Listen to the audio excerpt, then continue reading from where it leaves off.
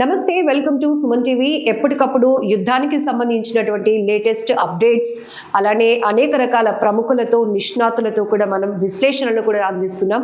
So ఇప్పటికీ కూడా యుద్ధ పరిస్థితులు చూస్తే కొనసాగుతూ ఉంది. అయితే ఈ నేపథ్యంలోనే ఇప్పుడు హౌతీస్ ఎంటర్ అవటాన్ని మనం ఎలా చూడొచ్చు? ఈ యుద్ధం మరింత తీవ్రతరం కాబోతోందా? ఎవరి రోల్ ఎలా ఉంది? కొంతమంది కొన్ని కంట్రీస్కి సపోర్ట్ చేస్తున్నారు, మరికొంతమంది కొన్ని కంట్రీస్కి సపోర్ట్ చేస్తున్నారు. వీటన్నిటిని ఓవరాల్గా ఎలా చూడాలి అనేది ఈ వీడియోలో డిస్కస్ చేద్దాం. సార్, ప్రెసెంట్ ఉన్న సిచ్యువేషన్స్లో మన ఇండియా రోల్ ఏంటి? I'm little disappointed. India could have played a better role. Sir, oil సరఫరా ఇప్పుడు ఇరానే చేస్తోంది. ఆ రకంగా అది లాభాల్లోకి వెళ్తోంది. జనరల్గా ఏమవుతుంది, యుద్ధంలో శత్రువు మిత్రుడు అవుతాడు. ఇక్కడ మిసైల్స్ ప్రయోగిస్తూ అమెరికా నష్టపోతోంది. మన నార్త్ కొరియన్ కిమ్ జంగ్ ఉన్ ఆయన కొన్ని మిసైల్స్ ప్రయోగించాడు. కొన్ని స్టేజెస్ ఆల్రెడీ దాటింది. సో మనతో పాటు international business professional council member ఉన్నారు in UAE. So Sridhar Bevara garu, ప్రపంచవ్యాప్తంగా ఉన్నటువంటి రాజకీయ పరిణామాలు ఎలా ఉంటాయి, వివిధ దేశాల యొక్క నాయకత్వ లక్షణాలు ఏ విధంగా ఉంటాయి, అక్కడ సిస్టమ్లు ఎలా కొనసాగుతున్నాయి, పబ్లిక్ పరిస్థితి ఏంటి, గల్ఫ్ దేశాల్లో ఉన్నటువంటి మన భారతీయుల గురించి, అలానే యువత ఏ రకమైన ముందడుగు వేయాలి, ఆపర్చునిటీస్ అందుకోవాలి, ఇట్లా రకరకాల అంతర్జాతీయ వేదికల మీద ఆయన గలం విప్పుతూ అనేక మందిని అవేర్నెస్ చేస్తున్నటువంటి శ్రీధర్ బెవర గారు మనతో పాటు ఉన్నారు. అండ్ ఎంటర్‌ప్రెన్యూర్ కూడా. సార్తో మాట్లాడి చాలా విషయాలు తెలుసుకుందాం. నమస్తే సార్. సో ఎప్పటికప్పుడు మీరు వివరిస్తూనే ఉంటారు, ప్రపంచ దేశాలు చుట్టుముడుతూ ఉంటారు కాబట్టి అక్కడ ఎట్లాంటి స్థితిగతులు ఉన్నాయి, ఎప్పటికప్పుడు ఇండియా మనం ఎలా ఫాలో అవ్వాలి, మన దగ్గర ఉన్నటువంటి ఆపర్చునిటీస్, ఇవన్నీ మీరు చెప్తా ఉంటారు. ఇప్పుడు యుద్ధం గురించి చాలా హాట్ టాపిక్ నడుస్తోంది సార్. ఇరాన్ కూడా కొన్ని ట్రోలింగ్స్ వదులుతోంది వీడియో రూపంలో. అవి చూసి మనం ఎంజాయ్ చేయాలా, ఏం జరగబోతోంది అనేది ఒక క్యూరియాసిటీ కూడా క్రియేట్ అవుతోంది. బట్ ఇప్పుడు ఈ హౌతీస్ ఎంటర్ అవ్వటాన్ని మనం ఎలా చూడొచ్చు అంటారు? ఐ థింక్ యుద్ధం ఇది ఒక ఇంపార్టెంట్ సంఘటన అండి. హౌతీస్ జనరల్గా ఏమవుతుంది, యుద్ధంలో శత్రువు మిత్రుడు అవుతాడు. ఇలా అలైన్మెంట్స్ జరుగుతూ ఉంటాయి. So Houthis are historically there against Saudi. ఎందుకంటే మనం కొంత హిస్టరీ వెనక్కి వెళ్ళాలి. Yemen is controlled some part by Saudi, కొంత పార్ట్ యునైటెడ్ అరబ్ ఎమిరేట్స్, కొంత పార్ట్ వాళ్ళకు వాళ్ళు. సో 3 పార్టీలు ప్రస్తుతం యెమెన్ రాజకీయాన్ని నడిపిస్తున్నారు. అటువంటప్పుడు సౌదీ ఎవరికి సపోర్ట్ చేస్తుంది? Israel led American war against Iran. ఆటోమేటిక్గా వీళ్ళు డెఫినెట్గా ఇరాన్కి సహాయంగా వీళ్ళు ముందుకు రావడం అనేది ఇది అందరూ ఊహించిందే, కాకపోతే కొద్దిగా లేట్ అయింది అంతే. ఈ స్ట్రాటజీ కొత్త రకంగా అనుకోవాలా, లేకపోతే ఏంటి, వీళ్ళు ఎంటర్ అవ్వటాన్ని యుద్ధం మరింతగా ఉద్రిక్తంగా మారబోతుందా అనేటటువంటి సంకేతాలకు కారణమా? ఇది సైకలాజికల్ వార్ఫేర్ అండి. సైకలాజికల్గా ఏమవుతుందంటే, మన ఎగ్జిస్టెన్స్ని ఎవరు గుర్తించడం లేదని అనుకున్నప్పుడు మనం ఏదో చేయడానికి ప్రయత్నిస్తాం. ఫర్ ఎగ్జాంపుల్, మీరు 4-5 రోజుల క్రితం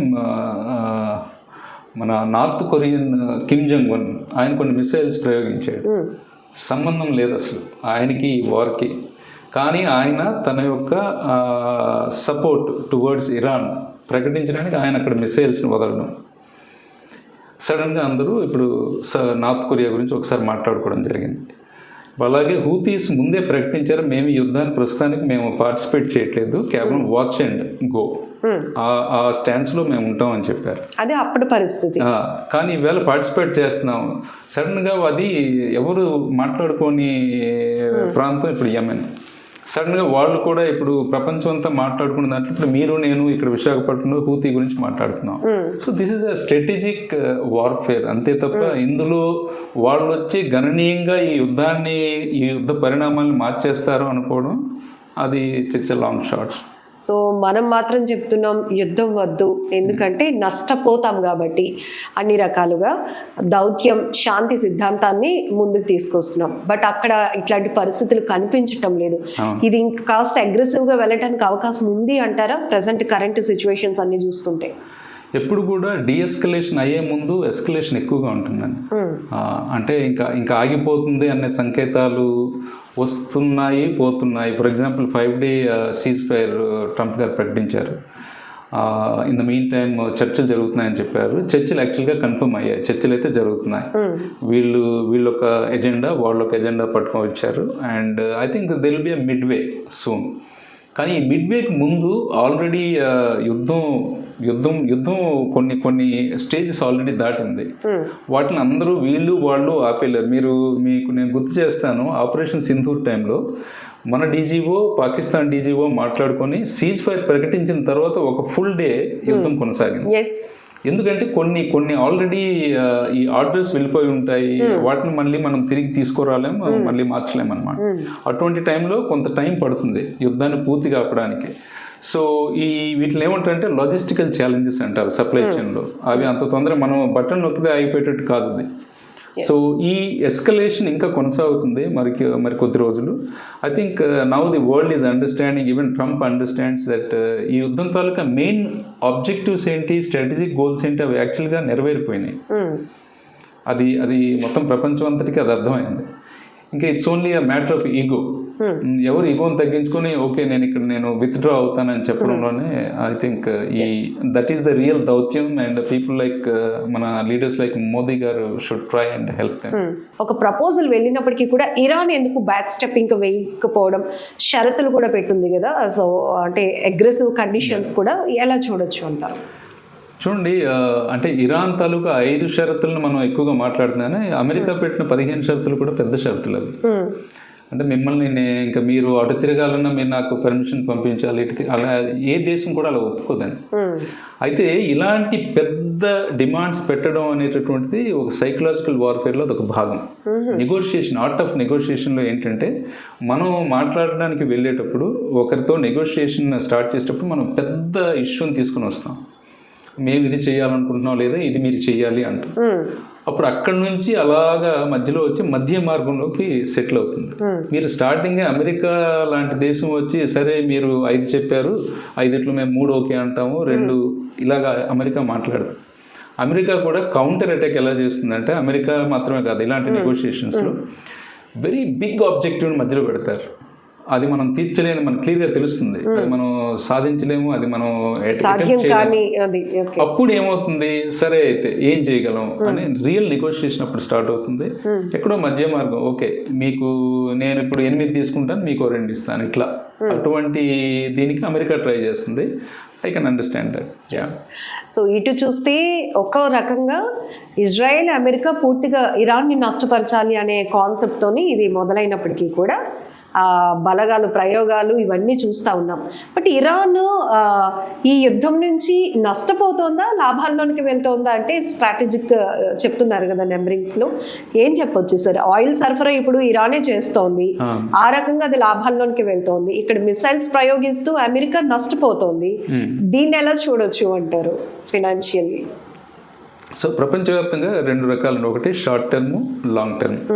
షార్ట్ టర్మ్లో మనకి ఏమనిపిస్తుండొచ్చు అంటే అమెరికా ప్రస్తుతం చాలా విపరీతమైన ఖర్చు పెడుతుంది వర్సెస్, చిన్న ఎగ్జాంపుల్ ఏంటంటే ఇరాన్ పంపించే ఒక డ్రోన్ని ఇంటర్సెప్ట్ చేయడానికి అమెరికా ఇజ్రాయెల్ కలిపి దగ్గర $4 మిలియన్ వర్త్ 2 టొమాహాక్ మిసైల్స్ పంపించి ఇంటర్సెప్ట్ చేస్తుంది. డ్రోన్ వాల్యూ ఎంత, 2-3 కోట్లు. కానీ మీరు పంపించి ఇంటర్సెప్ట్ చేయడానికి సుమారు ఒక 20 కోట్లు మీరు ఖర్చు పెట్టాల్సి వస్తుంది.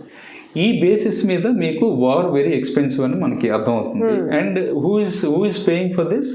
డెఫినెట్లీ ఇరాన్ అండ్ ఇజ్రాయెల్ ఆ కోయిలేషన్ పే చేస్తుంది. ఇది షార్ట్ టర్మ్, ఇది మనకు కనిపిస్తుంది. లాంగ్ టర్మ్లో ఏంటి, it is proving that we will go anywhere, మేము ఎక్కడికైనా సరే మేము వెళ్తాం, మా ఆధిపత్యాన్ని ప్రదర్శిస్తాం అనేటటువంటిది ఒక స్టేట్మెంట్ ప్రపంచానికి. దానికి ముందు ఏం చేశారు, వెనిజులా దగ్గరికి వెళ్ళి మన ప్రెసిడెంట్ మదూరోని పట్టుకొని వచ్చేసారు. ఒక ప్రెసిడెంట్, డెమోక్రటికలీ ఎలక్టెడ్ ప్రెసిడెంట్ని వాళ్ళు సింపుల్గా 1 నైట్ వెళ్ళి 4 అవర్స్ వెరీ ప్రెసిషన్ మిషన్ అంటారు దాన్ని, ఆ మిషన్తో ఆయన పట్టుకొని వచ్చేసారు. So they are proving that మేము ఎక్కడికైనా వెళ్తాం, మా ఆధిపత్యాన్ని ప్రదర్శిస్తాం, we are mightiest in the on the planet. వాళ్ళు మైటియెస్ట్ మిలిటరీ, అది అందరికీ అర్థమైంది. తర్వాత భారతదేశం లాంటి దేశానికి వాళ్ళు మీరు పలానా దగ్గర నుంచి ఆయిల్ కొనొద్దు అంటారు, పలానా దగ్గర నుంచి ఆయిల్ కొనమంటారు. కొన్ని కంపల్షన్స్ మనకు కూడా ఉన్నాయి, కొన్ని వినాలి, కొన్ని వినక్కర్లేదు. ఇంతటి స్టేట్మెంట్ని వాళ్ళు దీర్ఘకాలికంగా ఈ స్టేట్మెంట్ని ప్రతి వాళ్ళ మైండ్లోకి చొప్పిస్తున్నారు. ఇది వాళ్ళ లాంగ్ టర్మ్ బెనిఫిట్ అండి. అండ్ ఇరాన్ ఆల్రెడీ మీరు చూసుకుంటే కనుక ఇరాన్లో ఉన్నటువంటి ఇన్ఫ్రాస్ట్రక్చర్ చాలా వరకు దగ్గర 75% ఇన్ఫ్రాస్ట్రక్చర్ని వీళ్ళు ధ్వంసం చేశారు. అండ్ ఇరాన్ తాలూకా 50% of income should come from their oil. ఎందుకంటే వాళ్ళ జీడిపిలో సగభాగం ఆయిల్ అమ్మితే రావాలి. ఆయిల్ వాళ్ళ ప్రొడక్షన్ కెపాసిటీ ఎంత దగ్గర $4 billion per day. మరి అంతా వాళ్ళు ప్రొడ్యూస్ చేస్తున్నారా? ప్రొడ్యూస్ చేయలేకపోతున్నారు. ఎందుకు? ప్రొడ్యూస్ చేస్తే దాచుకోవాలి లేదా మీరు అమ్మాలి. అమ్మడానికి దాచుకోవడానికి రెండింటికి ఇప్పుడు మార్గాలు అంత బాగా లేవు. And in the mean time America ఏం చేసింది? 50 ఏళ్ళుగా ఉన్న శాంక్షన్స్ని తొలగించి మేము ఒక 4 రోజుల పాటు ఇరాన్ ఆయిల్ అమ్ముకోవచ్చు, ఇరాన్ దగ్గర నుంచి ఆయిల్ కొనుక్కోవచ్చు అని చెప్పారు. అంటే చూడండి ఎంత కాంప్లెక్స్గా మారుతున్నాయి. ఓవరాల్గా ఈ యుద్ధం వల్ల ఎకానమీ అంతా ఇరాన్లో ధ్వంసం అయిపోయింది. ఒక ఇన్ఫ్రాస్ట్రక్చర్ మాత్రమే కదా, ఎకానమీ కూడా ధ్వంసం అయింది. ఇప్పుడు అక్కడ ఇన్ఫ్లేషన్ విపరీతంగా ఉంది.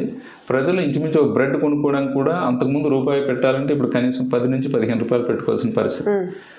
ఎలా ఇరాన్కి ఇది మంచి జరిగింది? జరగదు.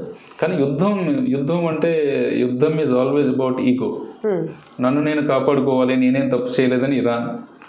లేదు, నువ్వు న్యూక్లియర్ ఆర్మ్స్ నువ్వు డెవలప్ చేస్తున్నావు, అది డెవలప్ చేయడం వల్ల ఆ రీజన్కి threat. Iran is not a very friendly nation to the Middle East. అందుకని చెప్పి ఆ కారణం చూపించి వాళ్ళ మీద వీళ్ళు attack. It's a very political war that is going. So మీరు చెప్పినట్టు ఈ దేశాల మధ్య ఆర్థిక వ్యవస్థ పైన ఎట్లాంటి ఇప్పటికే చాలా చూస్తున్నాం సంక్షోభాన్ని, ఎలా చెప్తారు మీరు? ప్రతి దేశం ఏదో ఒక రకంగా నష్టపోతుంది. ఫర్ ఎగ్జాంపుల్ మీరు యునైటెడ్ అరబ్ ఎమిరేట్స్ తీసుకుంటే వాళ్ళు కూడా అబుదాబి దగ్గర 3rd largest producer in the middle east. వాళ్ళు 10% ఆయిల్ని ప్రపంచానికి వాళ్ళు సప్లై చేయాలి. But are they able to do it? I'm afraid. ఎందుకంటే మీరు ఆ ఆయిల్ ప్రొడ్యూస్ చేయాలి, ప్రొడ్యూస్ చేసింది మీరు మార్కెట్లో పంపాలి. అంత ఈజీ సప్లై చైన్ ఇప్పుడు ప్రస్తుతానికి లేదు. హోర్మోజ్ స్ట్రైట్ ఇప్పుడేమో క్లోజ్ అయిపోతుంది, ఆల్మోస్ట్ క్లోజ్ అయిపోయింది. వెరీ ఫ్యూ ఆయిల్ ట్యాంకర్స్ నడుస్తున్నాయి అక్కడ. అటువంటి పరిస్థితుల్లో యుఏఈ, ఖతర్ గ్యాస్ వాళ్ళ గ్యాస్ ప్రొడ్యూస్ చేసే ఉత్పత్తి చేసే దీని ఫెసిలిటీని అటాక్ చేశారు. దగ్గర 40% మొత్తం ఆ ఫెసిలిటీ ధ్వంసం అయింది. అంటే దాని అర్థం ఈజీగా ఒక 30-40% మాత్రమే దాని ఉత్పత్తి ఇప్పుడు జరుగుతుంది. అది మన ఇండియా దగ్గర 80% గ్యాస్ మనం ఖతర్ నుంచి తీసుకొస్తాం. సో ఖతర్ అమ్మలేకపోతుంది. సో ఇలా చూసుకుంటే ప్రతి Saudi Aramco largest producer of oil. Saudi Aramco అంటే అమెరికాను సౌదీ కలిపి పెట్టుకున్న కంపెనీ. వాళ్ళు కూడా పూర్తిగా చేయలేకపోతున్నారు, ఎందుకంటే lot of drone attacks oil facility మీద జరుగుతున్నాయి. సో ఓవరాల్గా ఎవరు కూడా అక్కడ బెనిఫిట్ పొందిన వాళ్ళు ఎవరు లేరు. అమెరికాకి ప్రాబ్లం లేదు, ఎందుకంటే మీరు ఎనర్జీ కొనాలన్నా energy is dominated by oil. Oil కొనాలంటే మీరు ఎందులో కొనాలి? డాలర్లో కొనాలి. నేను అమెరికన్ అయితే కనుక నా డాలర్ స్ట్రాంగ్ అవుతుంది. I'm very happy. అఫ్కోర్స్ అమెరికాలో కూడా ఇప్పుడు కొంత మీకు ఎనర్జీ ధరలు పెరిగినాయి, బట్ ఇట్స్ షార్ట్ టైమ్ అండి. America is not a loser. ఎందుకు? మళ్ళీ వీళ్ళకి కావాల్సిన ఎమ్యునిషన్ అంతటిని మళ్ళీ నేనే అమ్మాలి మీకు, ఆ కాన్ఫిడెన్స్ అంతే కదా. ఇప్పుడు మీకు యుఏఈలో ఇంటర్సెప్షన్ జరుగుతున్నాయి. ఆ ఫెసిలిటీకి మొత్తం నేను ఎమ్యునిషన్ మీరు ఎక్కడి నుంచి కొంటారు? అయితే అమెరికా నుంచి కొనాలి, లేదా చైనా నుంచి కొనాలి, రష్యా నుంచి కొనాలి. So in a way long టర్మ్లో we are not losing. If I'm an American government, I'm not losing. In fact నేను మరింత ఆయుధ సంపత్తిని అమ్మడానికి తగినంత అవకాశాలు నేను ఫ్యూచర్లో సృష్టించుకుంటున్నాను. సో ఇలా చూస్తే కనుక అమెరికాకి ఇది చాలా ఉపయోగపడే లాభదాయకమైనటువంటి ఒక సంఘటనగా మనం చెప్పుకోవాలి. సో ఈ ఓవరాల్ పరిస్థితిని చూస్తే రష్యా నుంచి ప్రస్తుతానికి మనకైతే నిల్వలు బాగానే వస్తున్నాయి. బట్ ఇందాక లేటెస్ట్ అప్డేట్ ఏంటంటే తన సొంత అవసరాలకి ఉంచుకోవాలి అనే ఒక స్ట్రాటజీలో కూడా రష్యా డెసిషన్ తీసుకుంటుందని. ఇప్పుడు మన పరిస్థితి ఏంటి అనేది కూడా పెద్ద క్వశ్చన్ రైజ్ అవుతుంది. Still managing well. మీరు చూసుకుంటే శ్రీలంక నిన్న అమిత్ షా గారు ఒక మీటింగ్లో టైమ్స్ నౌకి ఇచ్చినటువంటి ఒక ఇంటర్వ్యూలో శ్రీలంక, బంగ్లాదేశ్, మలేషియా ఇలాంటి కంట్రీస్లో ఆల్రెడీ రేషన్ మొదలైంది. శ్రీలంకలో మీకు 4 లీటర్ల కంటే పెట్రోల్ ఇవ్వడం లేదు, బంగ్లాదేశ్లో 8 లీటర్ల కంటే పెట్రోల్ ఇవ్వడం లేదు, మలేషియాలో 13 లీటర్ల కంటే పెట్రోల్ ఇవ్వడం లేదు. What does it indicate? మన ఇండియాలో ఆ ఛాలెంజ్ అని మనం ఇప్పటికైతే ఫేస్ చేయలేదు. మన ప్రైసెస్ కూడా ఇంకా పెరగలేదు. సో దాని అర్థం అసలు ఇండియా చాలా చక్కగా మేనేజ్ చేస్తే is number 1. Number 2, strategic energy reserves అని ఉంటాయి. Strategic petrol reserves. And energy అంటే ఎనర్జీలో మీకు రకరకాలు ఉంటాయి, పెట్రోల్ అని, డీజిల్ అని, గ్యాస్ అని ఇలా. India has for about easily 2 to 3 months energy reserves ఉన్నాయి మన దగ్గర. ఇమీడియట్గా మనం వర్రీ అవ్వాల్సిన పని లేదు. ప్లస్ ఇరాన్ నుంచి కూడా ఇప్పుడు మనం కొనుక్కోవచ్చు. ఇరాన్ శాంక్షన్స్ పోయినాయి.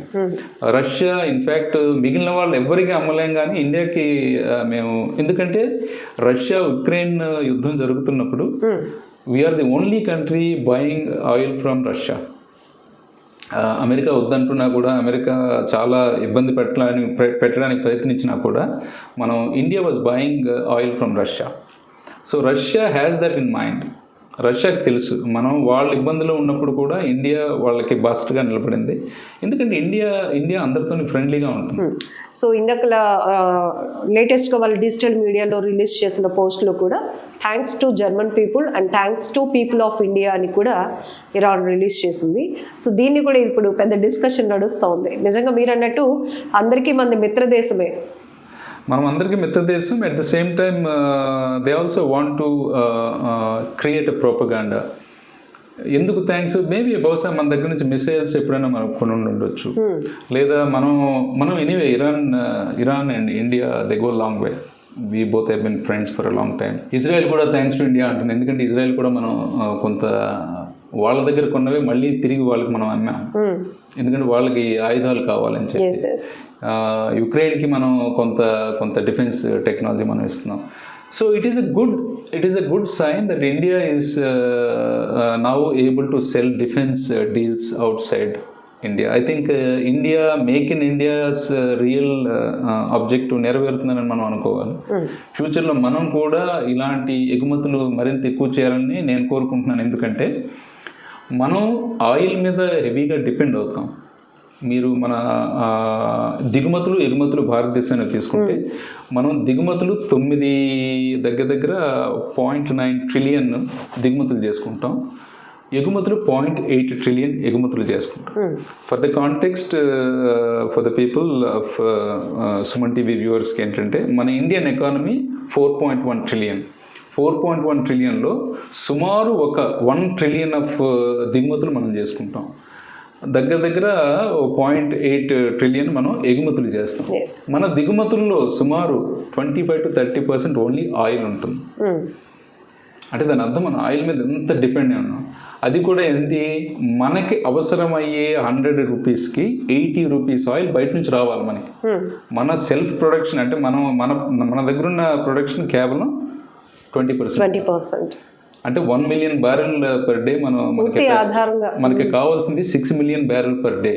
మిగిలిన 5 million barrel per day ఇంచుమించు మనం బయట నుంచి తెచ్చుకోవాలి. ఇది అంటే దీని అర్థం ఏంటి, ఎనర్జీ విషయంలో మనం చాలా డిపెండెంట్. అది మనం కంట్రోల్ చేసుకోవాలి. ఎప్పుడైతే డిఫెన్స్ డీల్స్ అవుతాయో మీకు అవసరమైన మిసైల్ టెక్నాలజీ నేను మీకు ఇస్తే, మీరు ఖచ్చితంగా మీకు సంబంధించిన ఎనర్జీని నాకు మీరు ఇస్తారు. సార్, ప్రెసెంట్ ఉన్న సిచ్యువేషన్స్లో మన ఇండియా రోల్ ఏంటి? I think India role, I'm little disappointed. India could have played a better role. ప్రత్యేకించి మోడీ తన శక్తిని ప్రపంచానికి ఆల్రెడీ చాటడం జరిగింది. The most stable government on the planet today is కొన్ని దేశాలను తీసుకుంటే కనుక అందులో ఇండియా ఒకటి. ఇప్పుడు ఐ థింక్ మోదీ గారు almost this is 12th year. అంటే ఒక కంట్రీ స్టేబుల్గా ఉందని ఎలా మీరు చెప్పాలి? పొలిటికల్ ప్లాట్ఫామ్ స్టేబుల్గా ఉండాలి, సెక్యూరిటీ స్టేబుల్గా ఉండాలి, ఎన్వైరన్మెంట్ స్టేబుల్గా ఉండాలి, లీగల్ స్టేబుల్గా ఉండాలి, ఎకానమీ స్టేబుల్గా ఉండాలి, ఎనర్జీ రిలేటెడ్ స్టేబుల్గా ఉండాలి, పెస్టల్ అని ఒకటి అంటారనమాట. ఆ రకంగా చూసుకుంటే India is one of the most stable countries. Standard and poor, Moody's వీళ్ళందరూ ర్యాంకింగ్ ఇండియాలో అసలు ఈ శతాబ్దం ఇండియాదే అని చెప్తున్నారు. ఫైనాన్షియల్ గ్రోత్లో దగ్గర 6.7 to 7% ఆర్థిక వృద్ధి రేటు ఉంటుంది అని చెప్తున్నారు. అటువంటి ఇండియాని లీడ్ చేస్తున్నటువంటి నాయకుడు నరేంద్ర మోదీ గారు. ఆయన ఒక స్టెప్ వేసి, ఎందుకంటే ఆయన యాక్చువల్లీ ఇరాన్ విదేశాంగ మంత్రి కూడా అదే చెప్తున్నాడు, మోదీ గారు వచ్చి మాట్లాడాలి, మోదీ గారు చెప్తే యుద్ధం బహుశా ఆగొచ్చు. ఇజ్రాయెల్తో మనకు మంచి కనెక్షన్స్ ఉన్నాయి, అమెరికాతో మంచి కనెక్షన్స్ ఉన్నాయి, ఇరాన్తో మంచి కనెక్షన్స్ ఉన్నాయి. India should play a better peace broker రోల్ని ఇండియా ప్లే చేయాలి. అది ఐ థింక్ అది జరగడం లేదు, అది జరగాల్సినంత జరగడం లేదు. అది జరిగితే బాగుంటుందండి. కామన్ మ్యాన్ మీద ఎట్లాంటి ఇంపాక్ట్ ఉంటుంది? కామన్ మ్యాన్ మీద ఇంపాక్ట్ నేను ఒక క్యాలిక్యులేషన్ తీసుకుంటే కనుక, ఒకవేళ ఇప్పుడు for example barrel crude oil బ్యారెల్కి ఇప్పుడు $100 అనుకుంటే, $110 నుంచి $120 అనుకోండి. జనరల్గా $5 ఒక బ్యారెల్ మీద పెరిగితే మన ఎకానమీలో దగ్గర $2 బిలియన్ పోతాయండి. $5 పెరిగితే మన ఎకానమీలో $2 బిలియన్ పోతాయి. మీకు నేను ఇందా చెప్పాను, మనం దిగుమతులు దగ్గర మనం 1 ట్రిలియన్ దిగుమతులు చేసుకుంటాం. అందులో ఓన్లీ పెట్రోల్ కోసం దగ్గర $180 బిలియన్ మనం పే చేస్తాం. ఒకవేళ ఇది పెరిగింది అనుకోండి, $5 పెరిగింది అనుకోండి, $181 బిలియన్ అవుతుంది. $10 పెరిగితే $185 బిలియన్ అవుతుంది. ఊరికినే పోతుంది కదా మరి, మన డాలర్ పోతుంది. అంటే మన ఫారిన్ రిజర్వ్స్ ఉంటాయి మన ఇండియాలో. ఈవేళకి I think $700 billion foreign reserve ఉంది ఇండియాలో. అవి బయటికి పోతాయి, ఎందుకంటే కాన్ఫిడెన్స్ పోతుంది. ఇన్వెస్టర్స్లో కాన్ఫిడెన్స్ పోతే ఆ డబ్బులు మళ్ళీ తీసేసి వేరే బాండ్స్ మీద లేకపోతే ఇంకెక్కడో గోల్డ్ మీద పెట్టుకోవడానికి, లేకపోతే ఫెడ్ అమెరికన్ బ్యాంక్ ఇప్పుడు ఇంట్రెస్ట్ రేట్ పెంచింది, అక్కడికి తీసుకెళ్ళిపోతారు. వాళ్ళకి ఎక్కడ డబ్బులు వస్తే అక్కడికి తీసుకెళ్ళి డబ్బులు పెడతారు investors, foreign investors. So India I think ఒక $120 నుంచి $130 అయితే కనుక సగటు భారతీయుడి మీద $2,000 నుంచి $3,000 నెలకి అదనపు భారం పడుతుంది. ఎందువల్ల? ఇన్ఫ్లేషన్ పెరుగుతుంది. పెట్రోల్ ధరలు పెరిగితే అదంతా వచ్చి మీకు ఫుడ్ మీద పెరుగుతుంది. మీరు కొనుక్కొని తినే ఉల్లిపాయ మీద కూడా ఆ ధర తాలూకా సర్ప్లస్ పెరుగుతుంది. దాని అర్థం ఏంటి? మీరు కొనే ప్రతి వస్తువు ప్రియమైపోతుంది. డిమాండ్ అండ్ సప్లై, దీని మీద ఇన్ఫ్లేషన్ పెరుగుతుంది. ఇన్ఫ్లేషన్ తాలూకా ఇంపాక్ట్ సగటు సాధారణ పౌరుడి మీద పడుతుంది. $130 కనుక బ్యారెల్ రేట్ పెరిగితే క్రూడ్ ఆయిల్, ఖచ్చితంగా $2,000 నుంచి $3,000 ఒక సగటు పౌరుడి మీద అదనపు భారం పడుతుంది. అంటే మీరు ప్లాన్ వేసుకుంటే 20,000 30,000 మీరు ఎంతసేపు మన ఫోకస్ గ్యాస్ దొరుకుతుందా లేదా ఇట్లాంటి పరిస్థితుల్లో ఉన్నాం. అది beginning. That is the first threat. ఏంటి? మనం వండుకోవడానికి అవసరమైన ఇంధనం కావాలి, బయటికి వెళ్ళాలంటే దానికి ఇంధనం పెట్రోల్ కావాలి. So I think it is a common thing. మనం వంట గ్యాస్, ఇంట్లో మహిళకి వంట గ్యాస్, లేదా బయటికి వెళ్ళాలంటే ఉద్యోగం చేసుకునే మహిళకి పెట్రోల్ కావాలి. ఎట్లా మరి? బోత్ ఆర్ ఇంపార్టెంట్ కదండి. Thank you very much sir for valid information. Thank you ma'am.